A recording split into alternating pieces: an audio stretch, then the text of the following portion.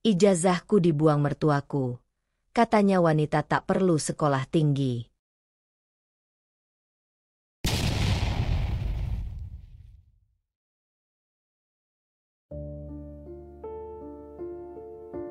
Matahari pagi menyinari rumah sederhana di pinggiran kota Depok.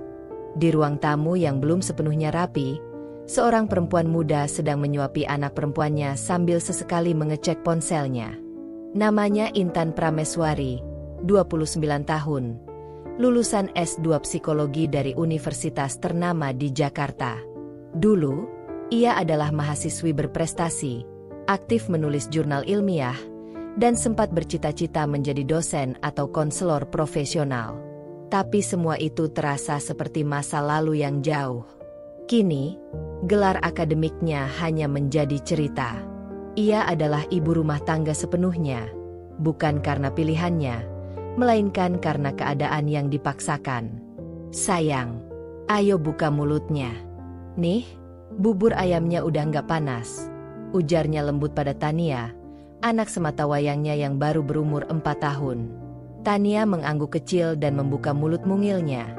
Masih mengantuk, rambutnya acak-acakan seperti benang kusut.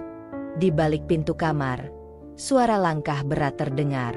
Raka, suami Intan, keluar dengan wajah datar seperti biasa.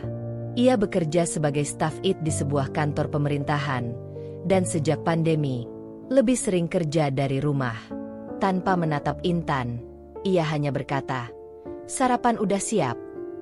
"Udah, aku taruh di meja makan," jawab Intan, mencoba tetap ramah walau dalam hatinya ada ruang kosong yang makin lama makin lebar.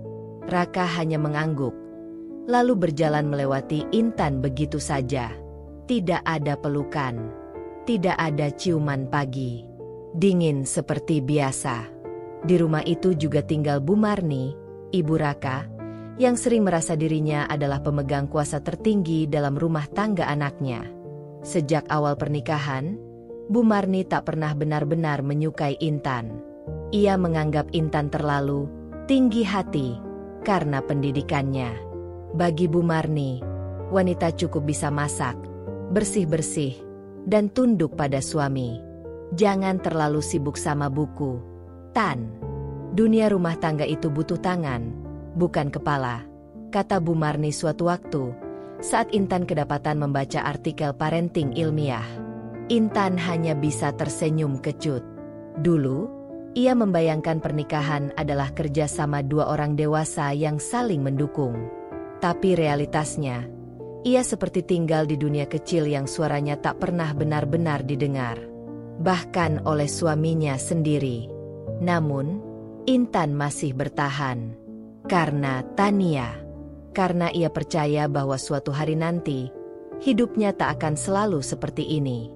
Ia belum tahu bahwa cobaan paling pahit dalam hidupnya akan segera datang. Dan itu bukan datang dari orang asing, melainkan dari dalam rumahnya sendiri. Pagi itu, aroma rendang yang dimasak Bu Marni menyebar dari dapur.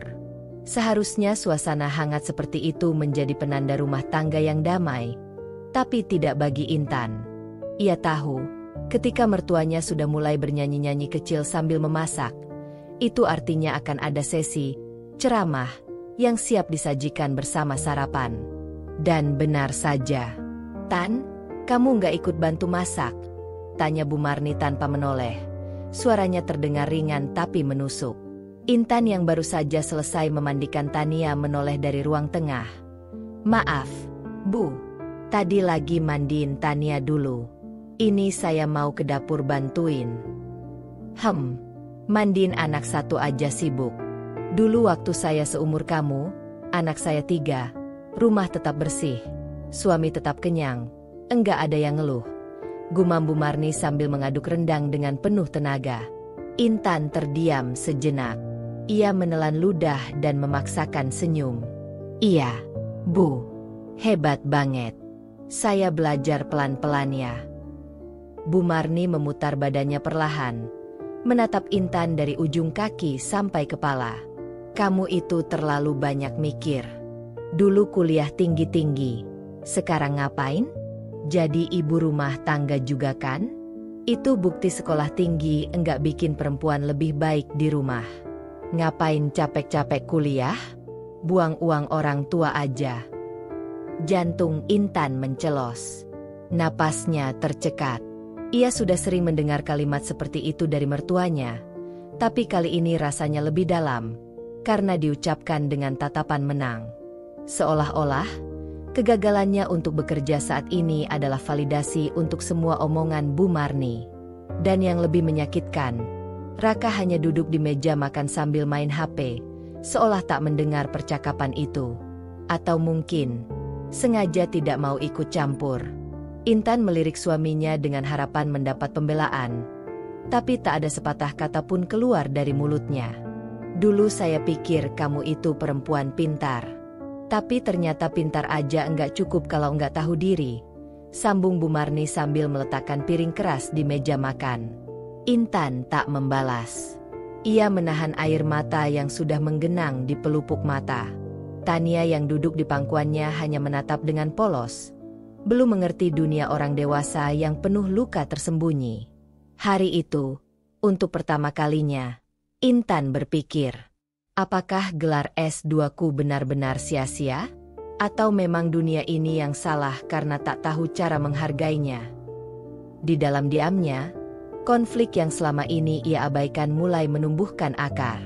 Dan ia belum tahu bahwa akar itu akan segera mencengkeram lebih dalam, hingga ke sesuatu yang sangat ia banggakan, ijazah yang selama ini ia simpan sebagai bukti perjuangan hidupnya.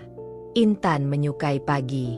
Dulu, pagi adalah waktu favoritnya untuk membaca atau menulis jurnal. Tapi sejak menikah dan tinggal bersama mertua, pagi tak lagi sakral. Setiap langkahnya terasa diawasi, setiap gerak-geriknya dinilai. Hari itu, ia baru saja menidurkan Tania yang kelelahan setelah bermain. Ia masuk ke kamar dan membuka lemari lamanya, bukan untuk mencari pakaian, melainkan hanya ingin menyentuh tumpukan dokumen penting yang selalu ia simpan rapi. Di balik tumpukan baju hangat, tersembunyi sebuah map tebal berwarna biru tua. Di sanalah ijazah S1 dan S2 miliknya disimpan. Ia sering membukanya diam-diam, bukan untuk pamer, tapi untuk mengingat siapa dirinya sebelum menikah. Namun, hari itu, tangannya meraba ruang kosong. Map itu hilang. Ia segera mengobrak-abrik tumpukan baju. Tidak ada. Laci-laci dibuka. Tidak ada. Di balik bantal, bawah kasur, kotak penyimpanan di atas lemari, semuanya nihil. Degup jantung Intan memburu. Ia menarik napas dalam-dalam, mencoba tidak panik. Tapi firasat buruk itu datang seperti badai. Ia tahu, Bu Marni pernah masuk ke kamarnya beberapa hari lalu. Katanya ingin mencari sprei bersih. Dan ketika ia turun ke dapur untuk bertanya, yang ditemukannya bukan hanya jawaban, melainkan bekas api. Di halaman belakang, tong sampah logam berisi sisa kertas terbakar. Sebagian dari kertas itu masih memperlihatkan sedikit huruf formal, sebagian lainnya sudah menjadi abu yang tak bisa dikenali. Matanya langsung menangkap potongan kertas dengan emblem universitas yang sudah hangus sebagian. Tangannya bergetar. Bu, ini. Bu bakar apa ini? Tanyanya dengan suara tercekat. Dari arah dapur, Bu Marni muncul sambil mengelap tangannya dengan handuk kecil. Oh, itu? Iya. Tadi nemu map tua di lemari. Isinya kertas-kertas sekolah kamu yang udah enggak berguna itu. Udah kusam. Bikin penuh lemari aja. Intan melangkah maju. Itu ijazah saya. Bu. Yang S1. Yang S2. Semua perjuangan saya. Bu Marni hanya mengangkat alis. Ekspresinya datar. Ya buat apa disimpan? Toh kamu juga nggak kerja. Gaji suami kamu cukup. Lagi pula, saya nggak mau menantu saya sok-sokan lebih pintar dari suaminya. Rumah tangga itu enggak butuh teori. Butuh patuh. Air mata Intan jatuh tanpa bisa ditahan. Ia merasa hancur. Bukan karena selembar kertas dibakar, tapi karena harga dirinya sebagai manusia, sebagai perempuan, diinjak-injak seakan tak punya arti. Dan sekali lagi, Raka berdiri di ambang pintu, menyaksikan semuanya. Diam. Tak berkata apa-apa. Tak satu pun dari mereka tahu bahwa dalam hati yang retak itu, perlahan-lahan sedang lahir seseorang yang baru. Seorang Intan yang akan bangkit, dan tak akan pernah mengizinkan anak perempuannya merasakan luka yang sama. Intan duduk di pojok kamar, lututnya ditarik ke dada, wajahnya basah oleh air mata yang tak kunjung berhenti. Di tangannya, masih tergenggam sisa kertas gosong yang ia pungut dari tong sampah. Potongan kecil itu, entah dari ijazah S1 atau S2, tak bisa dikenali lagi. Tapi ia tahu, itu bukan sekadar kertas. Itu harga diri. Itu jejak hidupnya sebelum pernikahan merenggut suara dan sayapnya. Raka masuk ke kamar beberapa jam setelah kejadian itu, membawa segelas air putih. Ia meletakkannya di meja tanpa bicara, lalu duduk di ujung ranjang, menghindari tatapan Intan. "Kenapa kamu diam aja tadi, Rak?" Suara Intan serak, hampir seperti bisikan. Raka menghela napas panjang. "Enggak usah diperbesar, Tan. Toh kamu juga udah enggak pakai ijazah itu. Lagian mama cuma apa?" Intan memotong. Suaranya mulai naik. "Cuma bakar bukti 7 tahun perjuangan aku kuliah siang malam? Cuma ngerampas bagian dari hidupku yang aku banggakan? Kamu tahu itu semua bukan cuma kertas, Rak." Raka menunduk. "Aku tahu, tapi aku nggak bisa lawan mama. Kamu tahu sendiri." Kalimat itu seperti tamparan kedua bagi Intan. Jadi, memang benar. Di rumah ini, tidak ada yang akan berdiri untuknya. Bahkan bukan suaminya sendiri. "Rak, kamu tahu nggak rasanya jadi perempuan yang suaminya enggak pernah belain dia, bahkan waktu dia diinjak-injak kayak tadi?" Ucap Intan pelan, lebih seperti retakan yang pecah di dalam. Suasana hening. Raka tetap tak menjawab. Intan bangkit dari tempat duduknya, berjalan ke lemari, membuka laci yang biasanya penuh dengan dokumen penting. Kini kosong. Ia memandangi kekosongan itu beberapa detik, lalu menutupnya perlahan. Malam itu, ia tidak bisa tidur. Tapi bukan karena kesedihan. Ada kemarahan yang terus bergolak dalam dadanya. Dan ada satu kalimat yang terus berputar dalam kepalanya. "Aku harus bangkit. Bukan buat mereka, tapi buat diriku sendiri. Dan buat Tania." Ia menatap anaknya yang sudah tertidur lelap. Masih kecil, belum tahu apa-apa. Tapi Intan tahu, jika ia tetap diam dan kalah, Tania akan tumbuh di dunia yang sama seperti ini, di mana perempuan diajarkan untuk mengecilkan dirinya demi kenyamanan orang lain. Dan itu tak akan ia biarkan terjadi. Beberapa hari berlalu sejak peristiwa itu, tapi luka di hati Intan masih terasa segar. Seperti sayatan yang tidak pernah diobati, hanya ditutup-tutupi agar terlihat baik-baik saja. Tapi di dalam, perihnya semakin menusuk. Sejak insiden ijazah dibakar, Raka semakin jarang berbicara.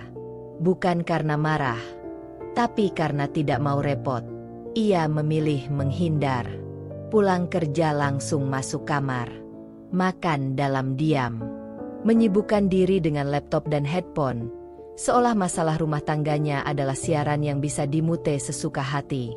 Suatu malam, Intan mencoba mengajak bicara. "Rak, aku masih nggak bisa tidur kalau ingat ijazah itu." Raka tetap menatap layar laptopnya. "Tan, aku capek banget hari ini. Bisa besok aja nggak?"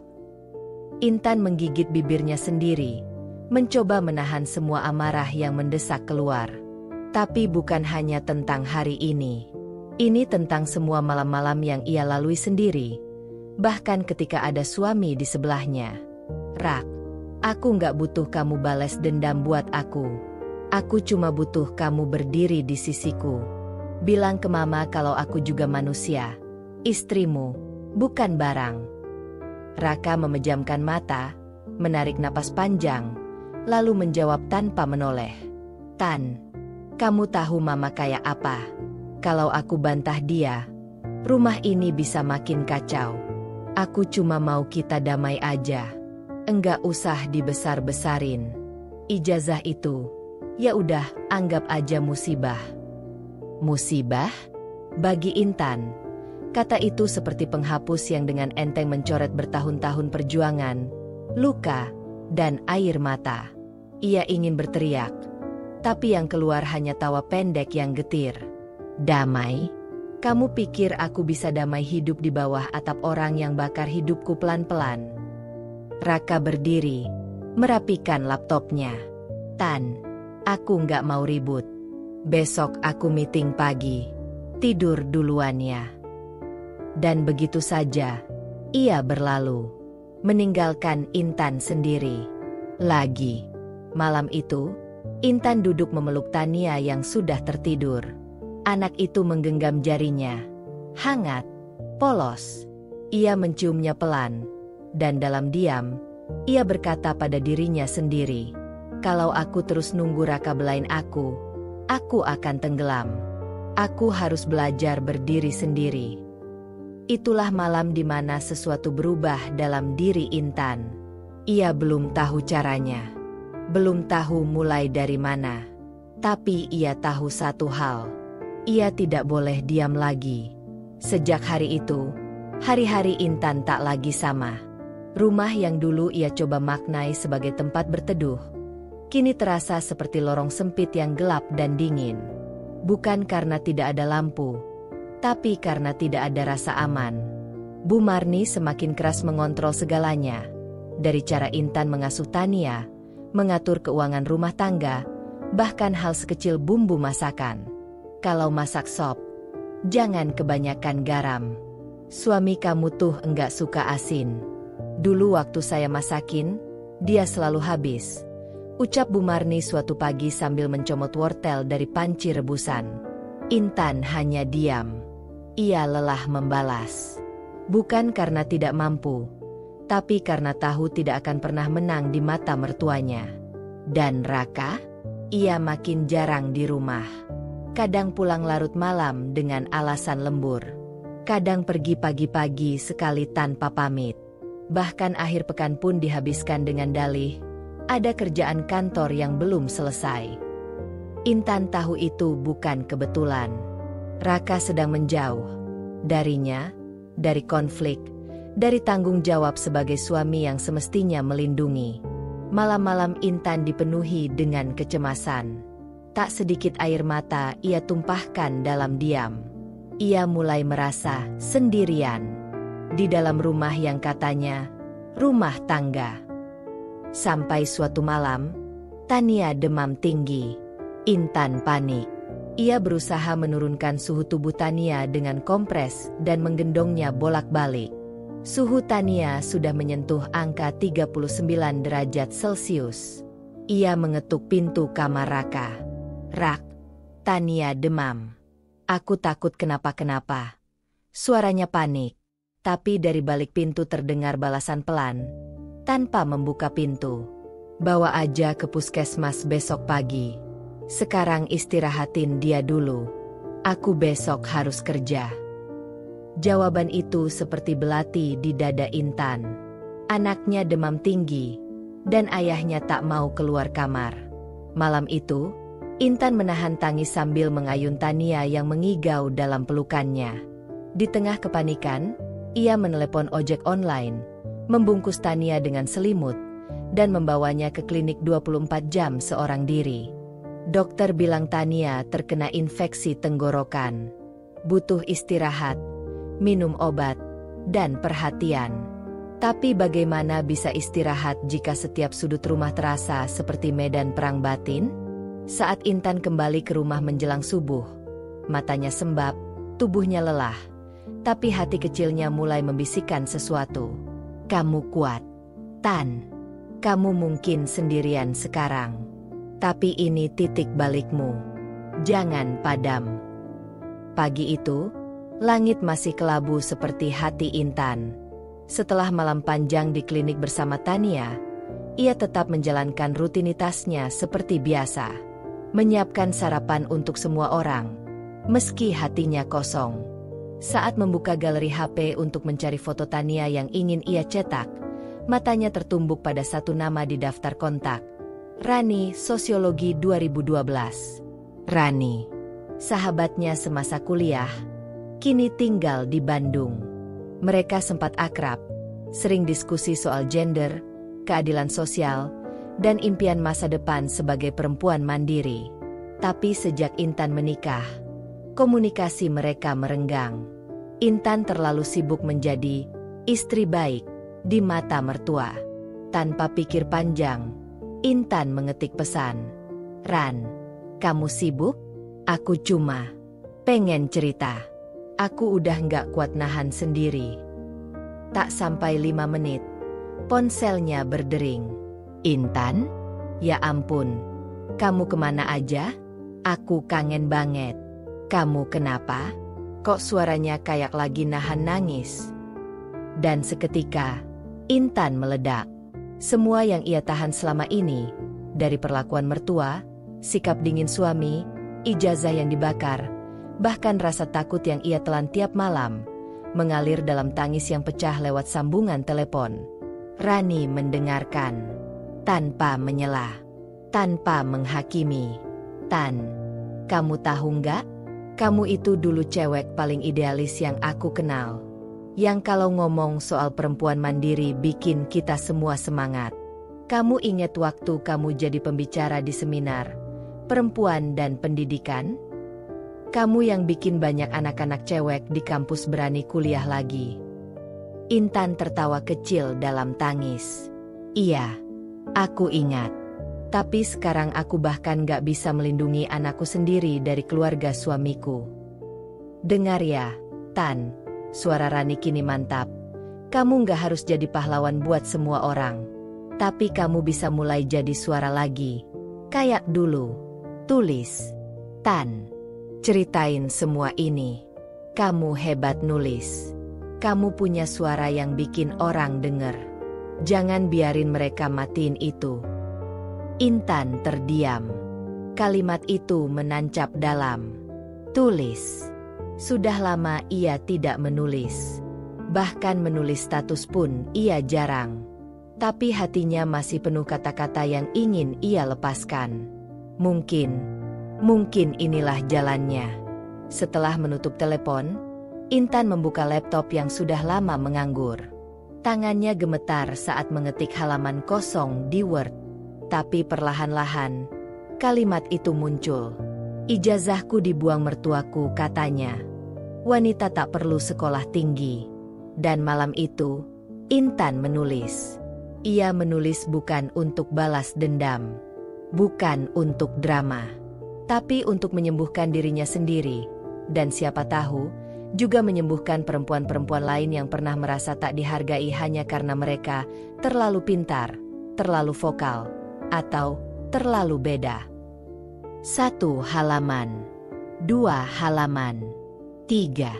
Dan di ujungnya, lahir benih keberanian kecil.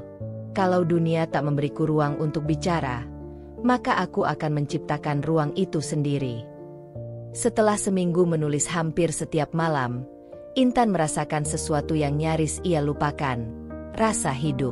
Tiap kali jemarinya menari di atas keyboard, ia seperti kembali ke versi dirinya yang lama, perempuan dengan mimpi, dengan prinsip, dan dengan semangat untuk belajar. Tapi ia tahu, hanya menulis saja tidak cukup. Ia perlu kembali berdiri secara ekonomi. Bukan untuk meninggalkan siapapun, tapi untuk punya pilihan. Jika nanti hidup kembali memaksanya memilih. Maka diam-diam, saat rumah sudah sepi dan lampu kamar padam, Intan membuka laptopnya. Ia membuka situs kursus online. Udemy, Coursera, Ruang Guru. Mana saja yang terjangkau. Ia mengambil kelas copywriting dan content marketing. 2 hal yang terasa dekat dengan dunia tulis-menulis dan berpotensi menghasilkan uang dari rumah. 1 demi 1 video ia tonton. Ia mencatat. Ia praktikkan. Ia bahkan mulai mengedit blog lamanya yang dulu terbengkalai. Beberapa minggu kemudian, dengan nama pena T. Anindya, ia mulai mengirimkan artikel ke berbagai media digital dan platform freelance. Dan ketika akhirnya satu artikelnya dimuat di blog parenting terkenal, dengan honor Rp250.000, ia menangis. Bukan karena jumlahnya, tapi karena itu adalah penghasilan pertamanya setelah bertahun-tahun bergantung. Itu bukan hanya uang. Itu adalah pengakuan bahwa ia masih punya nilai. Pelan-pelan, artikel demi artikel dimuat. Ia mulai ditawari kerja lepas dari satu editor di Jogja, lalu satu lagi dari Bandung. Semuanya dilakukan diam-diam, dari laptop tua di kamar yang kadang harus ia matikan cepat-cepat kalau ada suara langkah kaki Bu Marni. "Ngapain kamu ngetik-ngetik malam-malam kayak wartawan aja?" kata Bu Marni suatu malam saat hendak ke kamar mandi. Intan hanya tersenyum. "Lagi nulis resep, Bu." Padahal di layar tertera kalimat terakhir artikel barunya. "Perempuan tidak diciptakan hanya untuk diam dan menunggu. Kami juga bisa memilih, melangkah, dan menang." Dan Raka? Ia tetap seperti biasa, dingin, sibuk, dan tak banyak tanya. Tapi kali ini Intan tak lagi bergantung pada jawabannya. Karena perlahan-lahan, ia mulai cukup dengan dirinya sendiri. Hari itu, Intan bangun pagi seperti biasa, mempersiapkan sarapan untuk keluarga, memastikan Tania siap berangkat sekolah, dan sedikit berbincang dengan Bu Marni tentang pekerjaan rumah yang harus diselesaikan. Tapi kali ini, ada sesuatu yang berbeda. Ada rahasia kecil yang menyenangkan yang bersembunyi di dalam tas ranselnya. Sebuah transaksi yang baru saja ia terima. Sebuah email masuk dari platform freelance tempat ia mulai bekerja beberapa bulan lalu. Di dalamnya, ada pemberitahuan bahwa artikel yang ia tulis untuk sebuah perusahaan e-commerce ternama telah disetujui dan diterbitkan.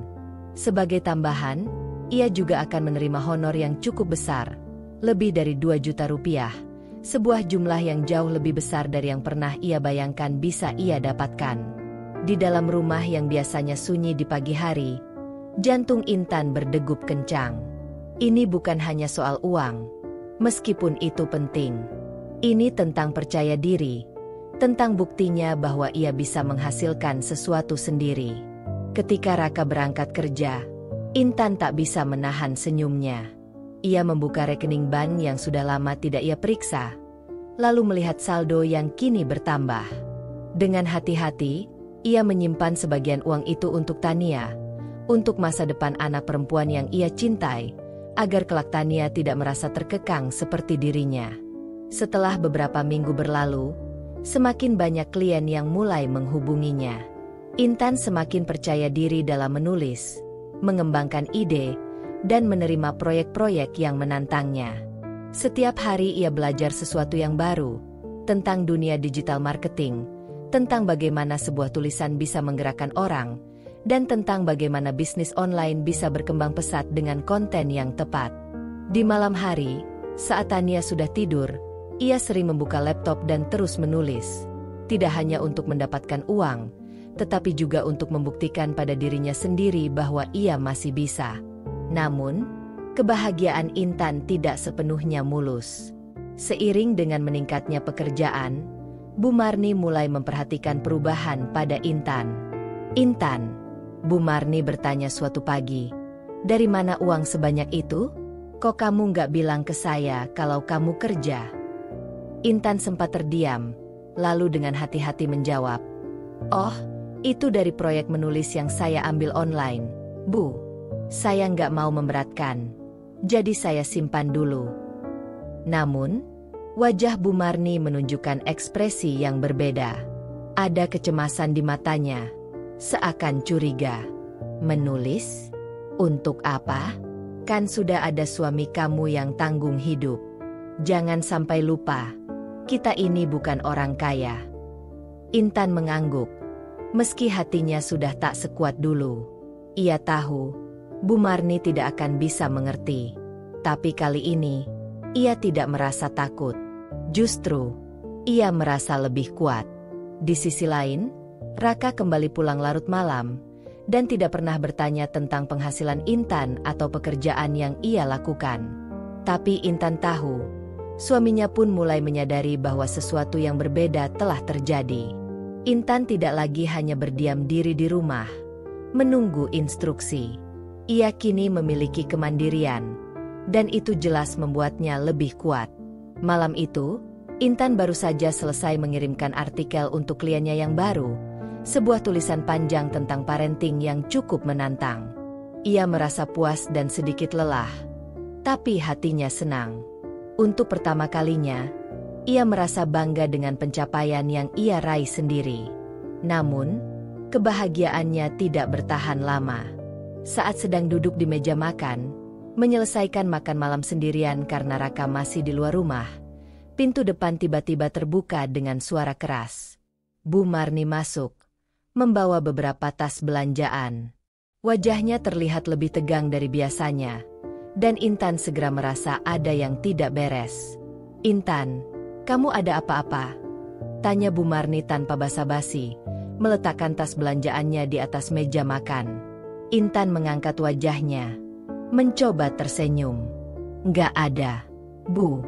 "Kenapa?"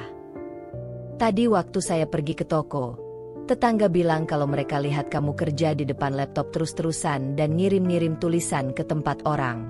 Kamu nggak bilang kalau kamu ambil kerjaan." Bu Marni menatapnya tajam. Intan terdiam. Ia tahu mertuanya pasti sudah mendengar tentang pekerjaannya yang mulai menghasilkan uang. Selama ini, ia mencoba menyembunyikan semuanya dengan baik. Ia tidak ingin menambah beban atau masalah dengan Bu Marni. Namun, tampaknya, rahasia kecilnya sudah sampai ke telinga mertua. "Bu, itu hanya pekerjaan sampingan. Cuma nulis-nulis artikel untuk beberapa situs. Aku nggak mau ganggu semuanya di sini," jawab Intan dengan hati-hati, mencoba menjelaskan.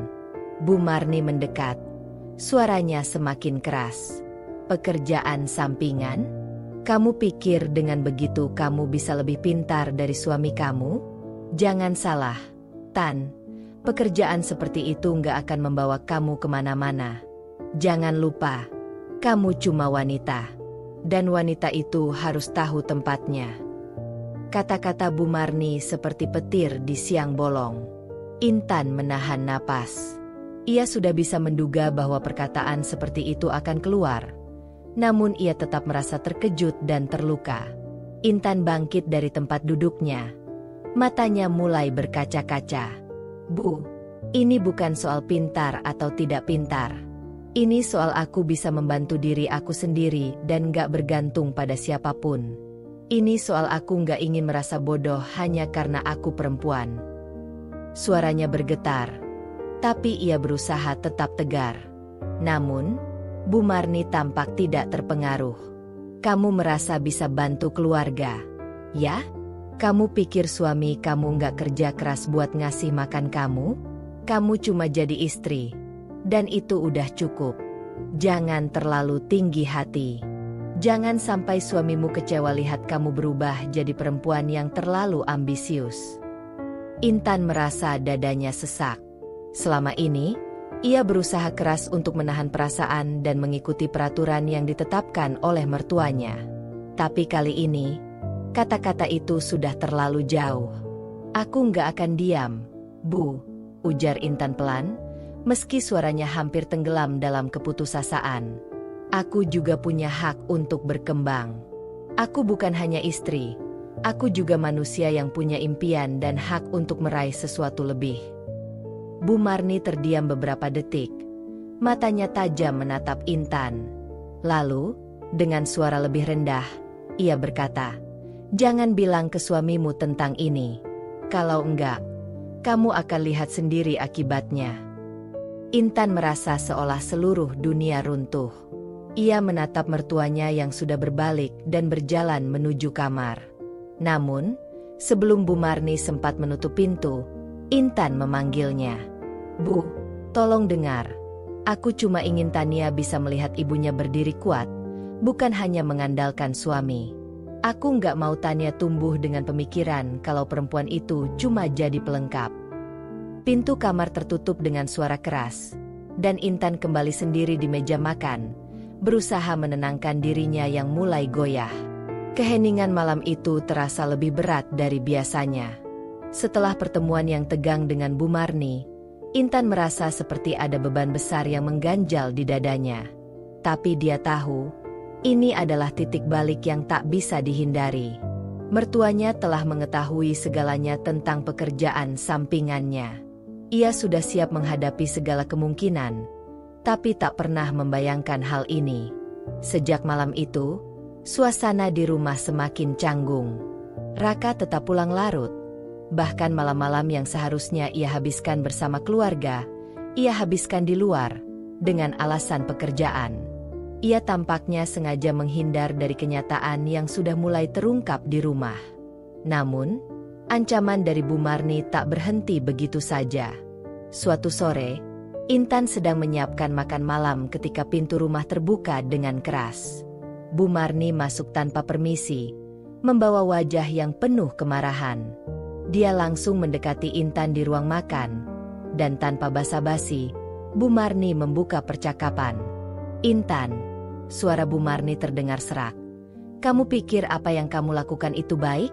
Kamu tahu apa yang sudah saya dengar? Kamu sudah memalukan keluarga ini." Intan menatap Bu Marni dengan tegas. "Saya hanya bekerja, Bu. Ini bukan hal yang harus kamu cemas khawatirkan. Saya sudah cukup dewasa untuk membuat keputusan saya sendiri." Bu Marni mencibir. "Dewasa? Kamu masih ingat siapa kamu? Apa yang kamu lakukan itu bukan hanya soal pekerjaan. Kamu sudah mulai melawan keluarga. Kalau suami kamu sampai tahu soal ini, kamu tahu apa yang akan terjadi, kan?" Intan terdiam, merasakan kecemasan mulai merayap di sekujur tubuhnya. "Apa maksudnya, Bu?" Bu Marni menatapnya tajam. Langkahnya semakin mendekat. "Kamu sudah terlalu jauh, Tan. Sudah jelas bahwa suami kamu tidak akan pernah bisa menerima kalau istri seharusnya punya ambisi lebih dari dia. Jika kamu tetap begini, kamu bisa membuat semuanya hancur. Aku sudah bicara dengan Raka." Intan merasa darahnya berdesir. "Kamu bicara dengan Raka? Apa yang kamu bilang padanya?" Bu Marni mendekat dan berbisik. Suaranya penuh tekanan. "Aku bilang kalau kamu sudah mulai berubah. Kamu sudah terlalu ambisius. Kalau dia tidak segera bertindak, aku akan bicarakan soal perceraian. Kalau dia sampai diam dan membiarkanmu terus berbuat seenaknya, lebih baik kalian berpisah. Suami yang tidak bisa mengendalikan istri adalah suami yang gagal. Dan kamu, Tan, sudah melampaui batas." Seperti disambar petir, Intan merasa dunia di sekitarnya berputar. "Perceraian." Kata itu tiba-tiba menghantam dirinya, membuat jantungnya berdegup kencang. Dia tidak bisa membayangkan apa yang terjadi jika Raka benar-benar mengambil jalan itu. Mertua yang tidak bisa menerima pilihannya, suami yang semakin menjauh. Apa yang akan tersisa baginya? "Tolong jangan lakukan itu, Bu." Suara Intan bergetar. "Saya tidak ingin rumah tangga ini hancur. Tapi saya juga tidak bisa diam. Saya punya hak untuk berkembang." Namun, Bu Marni tidak terpengaruh. "Jika kamu tidak mau mendengarkan kami, maka kamu akan memaksakan Raka untuk memilih antara kamu atau keluarganya. Jangan salah, Tan, keluargaku akan selalu lebih penting baginya. Kamu cuma akan jadi wanita yang ditinggalkan dan diabaikan. Itu harga yang harus kamu bayar." Dengan langkah berat, Bu Marni berbalik dan pergi meninggalkan Intan, meninggalkan kepedihan yang sulit dijelaskan. Intan terdiam di ruang makan, tubuhnya kaku. Kata-kata itu terus bergema di kepalanya. Perceraian. Rasa takut mulai menggerogoti hatinya. Tapi di balik rasa takut itu, ada sesuatu yang lebih kuat. Keinginan untuk bertahan. Dia sudah terlalu jauh berjuang untuk menyerah begitu saja. Malam itu, Intan duduk di ruang tamu, menunggu Raka pulang. Pikirannya kacau, penuh dengan kekhawatiran tentang apa yang baru saja dikatakan Bu Marni. Perceraian, kata itu masih terngiang di telinganya. Ia tak bisa membayangkan hidup tanpa Raka. Tapi ia juga tidak bisa lagi mundur. Jika harus memilih, ia tidak akan membiarkan dirinya kembali terperangkap dalam bayang-bayang ketidakberdayaan. Raka datang larut malam seperti biasa. Wajahnya terlihat lelah, dan tanpa berkata apapun, ia langsung menuju kamar. Intan tahu, saat-saat seperti ini adalah waktu yang paling sulit untuk menghadapinya. Namun, kali ini ia tidak bisa diam. Intan mengikutinya ke kamar, menutup pintu dengan pelan. Raka, kita perlu bicara. Raka menoleh sejenak, lalu duduk di tepi tempat tidur, menghela napas panjang. Tentang apa, Tan? Intan duduk di sampingnya, matanya menatap dalam. Aku nggak bisa terus-terusan hidup seperti ini. Aku nggak bisa terus disudutkan hanya karena aku memilih untuk bekerja dan belajar. Bu Marni mengancam kita. Dia bilang kalau kamu nggak memilih antara aku atau keluarga, dia akan mengusulkan perceraian. Raka menunduk, tangannya mengusap wajahnya. Perceraian. Suaranya terdengar lemah, dan Intan bisa melihat betapa bingungnya dia. Aku nggak tahu, Tan. Kamu tahu, aku nggak ingin ada masalah, apalagi yang besar kayak gini. Intan merasa hatinya seperti dicabik. Jadi kamu lebih memilih untuk diam, ya? Kamu tahu, aku nggak bisa terus-terusan terjebak dalam ketidakadilan ini. Bu Marni nggak menghargai aku. Raka, dia bahkan bilang aku hanya wanita yang nggak perlu punya ambisi lebih. Raka terdiam beberapa saat, kemudian mengangkat wajahnya. Aku juga nggak tahu harus bagaimana. Kamu tahu, Bu Marni adalah ibu aku. Aku nggak bisa begitu saja melawan dia. Aku terjebak di antara kamu dan keluarga. Ini bukan hal yang mudah. Intan merasakan hatinya hancur mendengar kata-kata itu. Ia tahu, Raka memang terjebak. Tetapi dia juga sadar bahwa Raka seharusnya bisa lebih tegas. Bagaimana mungkin suami yang seharusnya mendukung istrinya malah menunjukkan kelemahan seperti ini? Tidak ada keberanian untuk berdiri di sisi yang benar. Aku nggak minta kamu melawan keluarga, Raka. Aku cuma butuh dukunganmu. Aku cuma butuh kamu mendukung pilihan hidupku, yang memang sudah aku pilih dengan pikiranku sendiri. Aku ingin kamu menghargai aku, sama seperti aku menghargai kamu, ujar Intan, suara penuh emosi. Raka terdiam, menundukkan kepala, seolah menghindari pandangan Intan. Aku tahu kamu butuh aku, Tan. Aku nggak ingin kehilangan kamu. Tapi aku juga nggak mau membuat masalah dengan keluarga. Aku nggak bisa begitu saja menentang ibu. Intan merasa air matanya mulai menggenang. Jadi kamu lebih memilih mereka daripada aku, ya? Raka tidak menjawab. Hanya ada keheningan yang menyiksa di antara mereka. Intan tahu jawabannya, meskipun tidak diucapkan. Dia tak ingin terus terjebak dalam hubungan yang seperti ini. Jika Raka tidak bisa membela dia, siapa lagi yang bisa diandalkan? Mertuanya sudah jelas memilih jalan mereka, dan Raka memilih untuk tetap diam. Raka, suara Intan sedikit gemetar. Aku nggak bisa terus seperti ini. Aku nggak mau hidup hanya untuk memenuhi harapan orang lain. Aku punya hak untuk memilih hidupku sendiri. Aku punya hak untuk dihargai dan didukung. Raka memejamkan mata sejenak, lalu dengan suara pelan, ia berkata, Aku nggak tahu harus bagaimana, Tan. Aku benar-benar dilema. Aku ingin kamu bahagia, tapi aku juga nggak ingin menyakiti ibu. Intan menghela napas panjang, merasa sangat lelah. Kamu nggak perlu memilih antara aku dan ibu. Kamu harus bisa memilih siapa kamu sebenarnya. Seorang suami yang menghargai istrinya, atau anak yang terus berada di bawah bayang-bayang ibunya. Aku nggak akan terus menunggu tanpa kepastian. Raka, aku juga punya hak untuk menentukan masa depanku. Raka hanya terdiam.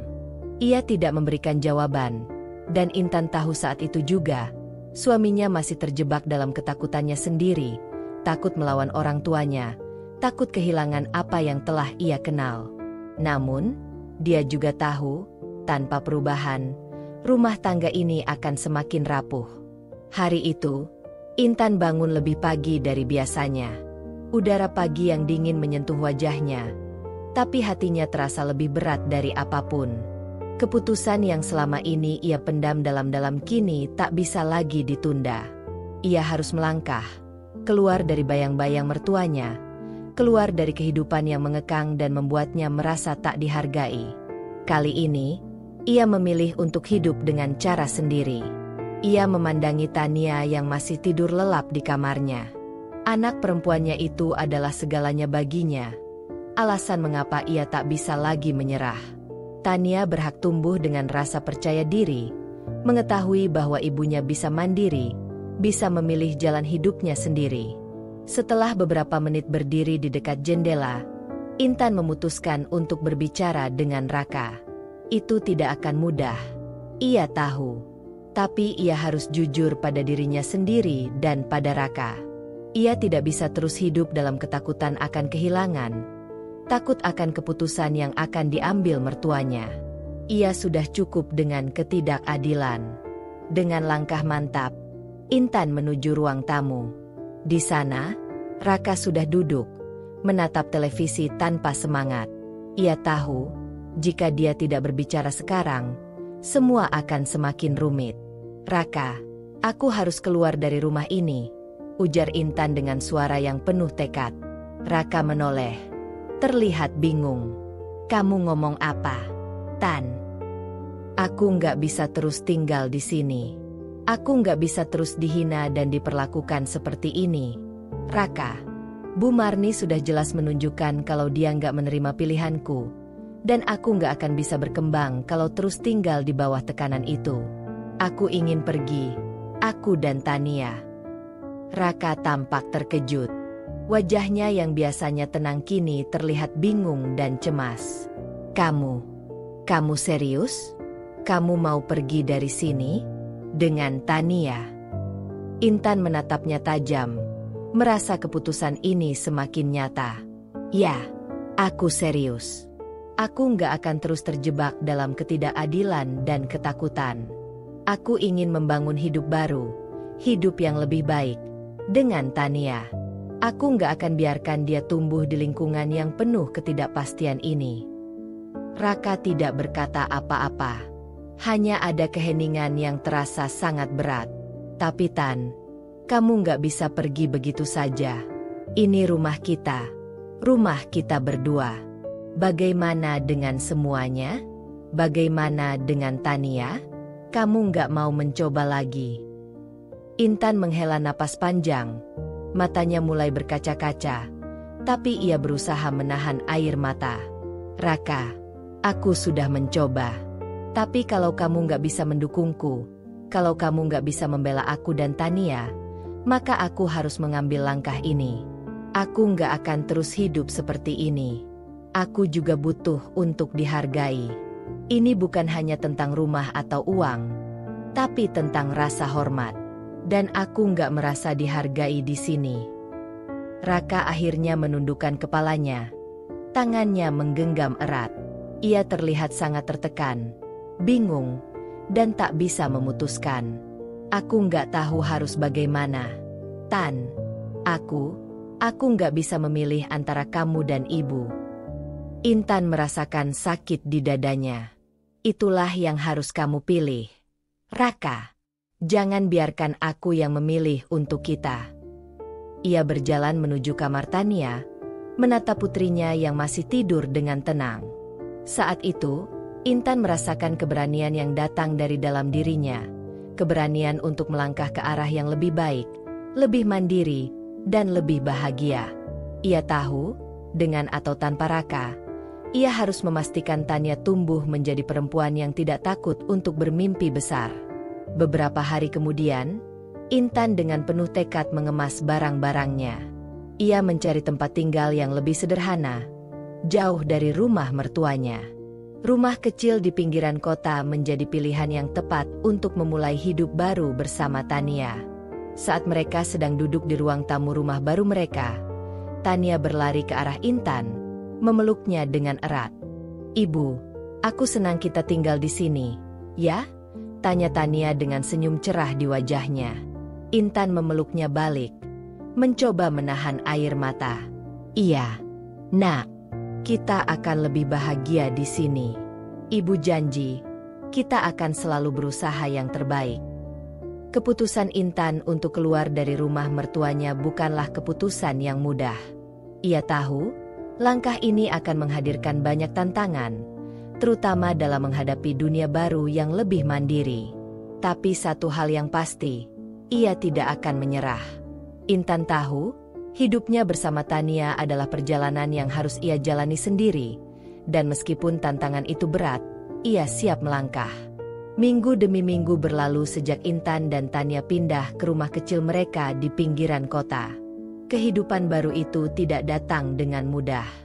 Di awal, Intan harus berjuang keras untuk menyeimbangkan pekerjaan sampingannya, mengurus Tania, dan merawat rumah. Namun, keputusan untuk hidup mandiri memberi Intan kekuatan yang luar biasa. Tanpa adanya tekanan dari keluarga, tanpa rasa takut untuk tidak dihargai, ia bisa benar-benar fokus pada impian dan ambisinya. Intan mulai mengambil lebih banyak proyek freelance, menulis untuk beberapa blog parenting, artikel kesehatan, hingga tulisan tentang perempuan dan pemberdayaan. Kualitas tulisan-tulisannya yang tajam dan penuh inspirasi membuatnya mulai dikenal. Meskipun pada awalnya pendapatannya kecil, Intan merasa bahwa ia sedang membangun sesuatu yang besar, sesuatu yang tidak hanya untuk dirinya sendiri, tetapi juga untuk Tania dan perempuan lain di luar sana yang merasa terperangkap dalam ketidakadilan dan ketidaksetaraan. Suatu hari, setelah beberapa bulan bekerja keras, sebuah perusahaan media besar menghubungi Intan untuk menulis artikel kolaborasi tentang perempuan yang mengatasi tantangan besar dalam hidup mereka. Mereka terkesan dengan kisahnya yang pernah berjuang dalam rumah tangga yang penuh tekanan, dan kini berhasil membangun karir sebagai penulis dan freelancer sukses. "Intan, kami ingin kamu menulis sebuah buku tentang perjalanan hidupmu. Kami yakin kisahmu bisa menginspirasi banyak orang, terutama perempuan," kata salah satu editor dari perusahaan itu dalam telepon yang membuat Intan terperanjat. Itu adalah momen penting dalam hidupnya. Intan merasa haru, tetapi juga sangat terkejut. Buku. Ia tidak pernah membayangkan bisa sampai pada titik ini. Kisah hidupnya yang sederhana, penuh dengan perjuangan dan kesulitan, kini menjadi sesuatu yang bernilai. Dengan penuh semangat, Intan mulai menulis buku yang berjudul Berdiri Kuat, Perjalanan Seorang Ibu yang Tidak Takut Bermimpi. Buku itu menceritakan bukan hanya tentang dirinya, tetapi juga tentang perjuangan perempuan yang ingin bebas dari belenggu norma-norma yang mengekang mereka, dan tentang bagaimana mereka bisa menemukan kekuatan untuk bangkit, meskipun dunia seringkali tidak memberinya kesempatan. Buku itu segera mendapat sambutan luar biasa dari pembaca, terutama perempuan yang merasakan hal yang sama, perempuan yang terjebak dalam peran tradisional, yang merasa bahwa impian mereka tidak dihargai. Intan mulai diundang ke berbagai acara seminar, talk show, dan pelatihan tentang pemberdayaan perempuan. Ia menjadi pembicara yang diundang untuk berbagi pengalamannya dan memberikan motivasi kepada banyak orang. Suatu hari, di sebuah acara besar tentang perempuan dan karir, Intan duduk di atas panggung bersama tokoh-tokoh perempuan lainnya yang sudah terkenal. Ketika giliran Intan untuk berbicara, ia menghela napas dalam-dalam dan memandang audiens yang penuh dengan harapan. "Teman-teman, hidup saya bukanlah kisah yang sempurna. Saya pernah merasa terperangkap dalam peran yang ditentukan untuk saya, merasa tidak dihargai, dan terjebak dalam sistem yang seolah mengatakan saya tidak cukup baik. Tapi saya ingin kalian tahu, setiap perempuan berhak untuk memilih jalannya sendiri. Kita tidak perlu menunggu izin dari siapapun untuk meraih impian kita. Jangan pernah biarkan siapapun memberitahu kita bahwa kita tidak cukup layak atau cukup pintar. Karena kita lebih dari itu. Kita bisa lebih dari itu, kata Intan dengan penuh keyakinan. Suaranya menggema di ruangan itu. Setelah acara selesai, banyak perempuan yang mendekatinya, memeluknya, dan mengucapkan terima kasih. Beberapa di antaranya menangis terharu, mengatakan bahwa kisahnya telah mengubah hidup mereka, memberi mereka keberanian untuk mengejar impian mereka meski harus melawan norma dan rintangan yang ada. Kisahmu membuatku merasa aku juga bisa. Aku selalu merasa terperangkap dalam kehidupan yang diatur orang lain, tapi sekarang aku tahu, aku punya pilihan, ujar seorang perempuan muda yang mendekati Intan, dengan mata yang penuh harapan. Intan merasa haru, tetapi lebih dari itu, ia merasa bangga. Perjalanan yang penuh dengan perjuangan itu akhirnya membuahkan hasil yang luar biasa. Ia tidak hanya berhasil membangun karir yang sukses, tetapi juga berhasil menginspirasi banyak perempuan untuk berdiri tegak dan mengejar impian mereka. Kini, Intan tahu bahwa hidupnya telah berubah. Ia telah membuktikan bahwa perempuan bisa meraih apa saja yang mereka inginkan, jika mereka berani memilih untuk melangkah keluar dari zona nyaman dan memperjuangkan apa yang mereka yakini. Hari itu, suasana di ruang tamu rumah baru Intan terasa lebih tenang dari biasanya.